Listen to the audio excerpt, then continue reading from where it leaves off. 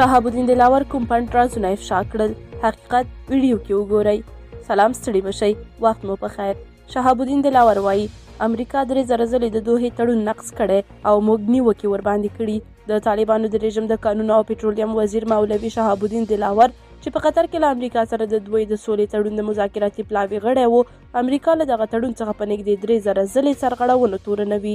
نوموړي د طالبانو تر کنټرول لاندې د افغانستان ملي تلویزیون ته وویل چې د دغو سرغړونو تر ټولو لوی ټکی د امریکا متحده ایالاتو له لوري د افغانستان د هوایي حریم اشغالول دي. د ملا دلاور په وینا د دوی مهمو کلیدي مشرانو تل د دې په اړه پر امریکا متحده ایالاتو نیوکې کړي. دغه طالب مشر له دوحې تړون څخه د امریکا د ادعا شوو سرغړونکو په اړه نور جزئیات ورنه کړل.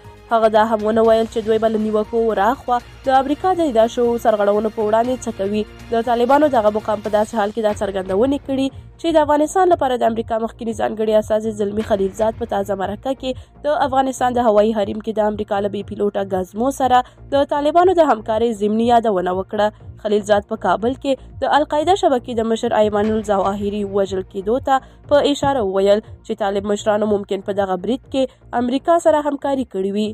دا و زموږ چمتو شوی ویډیو. تر بیا ښه وخت، ښې چارې.